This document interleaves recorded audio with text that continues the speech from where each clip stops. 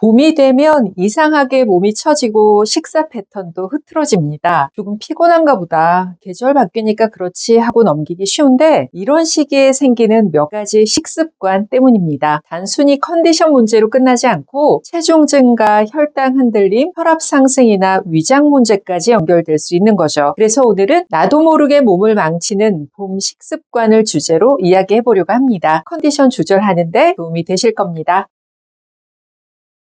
봄에 가장 많이 무너지는 게 식사 리듬입니다. 그런데 왜 봄에 더 심해질까요? 봄에는 야외 활동이 늘어나서 일정 변화가 많아지고 알레르기 비염이 심해져서 수면의 질이 흔들리기 쉽습니다. 실제로 알레르기 비염은 계절이 바뀔 때 더 악화되는 경향이 있고 이게 수면 장애와 연결되는 거죠. 문제는 이렇게 아침 컨디션이 나빠지면 아침을 거르게 돼서 점심에 몰아서 먹거나 낮에는 커피 정도 마시고 저녁에 폭식하기 쉬워진다는 겁니다. 아침을 거르고 저녁에 몰아서 먹는 패턴이 생기면 비만이나 당뇨 위험이 올라가고 혈당 조절에도 당연히 불리해지죠. 혹시라도 이런 패턴을 가지고 있다면 이렇게 해보시기 바랍니다. 핵심은 아침에 뭔가를 먹어서 하루의 공복 시간을 너무 길지 않게 만드는 겁니다. 꼭 잘 차려진 식사일 필요는 없습니다. 삶은 달걀이나 과일, 무가당 요거트, 견과류 같은 약간의 음식만으로도 공복을 끊어내고 아침 컨디션 올릴 수 있습니다. 봄이 되면 유독 피로감이 더 강하게 느껴지죠. 그러다 보니 달달한 커피나 탄산음료, 에너지 음료를 자주 찾게 됩니다. 봄에 잦아지는 야외 활동, 수면 흔들림, 알레르기 증상들이 낮 동안의 피로를 더 높여주기 때문이죠. 가장 쉽게 손이 가는 게 당이 많은 음료인데 문제는 당이 많은 음료가 피로를 해결한다기보다 혈당을 빠르게 올렸다가 다시 떨어뜨리는 방식으로 또 다른 허기와 피로를 불러온다는 겁니다. 실제로 세계보건기구에서는 당 섭취, 특히 가당 음료를 줄이는 것이 체중 관리에 도움이 될 수 있다고 이야기하고 가당 음료는 비만, 제2의 당뇨, 심혈관 질환 위험과 연결되고 있다고 이야기합니다. 일상에서 달달한 음료를 갑자기 끊기 어렵다면 이렇게 해보시기 바랍니다. 라떼를 즐겨 먹는다면 아메리카노와 우유로 따로 드시고 과일 주스를 좋아한다면 생과일과 물, 에너지 음료를 즐긴다면 물에 커피 한 잔 이런 식으로 단순화시키는 거죠. 중요한 건 폰에서 마시는 건지 배고파서 마시는 건지를 구분하는 거니까 만약 배가 고픈 경우라면 견과류나 요거트, 과일 같은 간단한 음식을 먹는 게 훨씬 더 좋습니다. 봄에 행사나 외출이 잦아지면 당연히 치킨, 라면, 소세지 같은 배달 음식이나 인스턴트식을 먹게 됩니다. 이런 음식들은 보통 나트륨과 가공육 비율이 높은 편이고 채소 섭취량은 줄어들게 만들죠. 이럴 때는 약간의 전략이 필요합니다. 삶은 달걀과 과일, 생수, 샐러드 같은 음식을 같이 챙겨 먹는 겁니다. 도시락을 다 싸갈 수는 없지만 야외에서 배달 음식을 먹더라도 이런 음식으로 보완하게 되면 훨씬 영양적으로도 컨디션에도 도움이 되실 겁니다.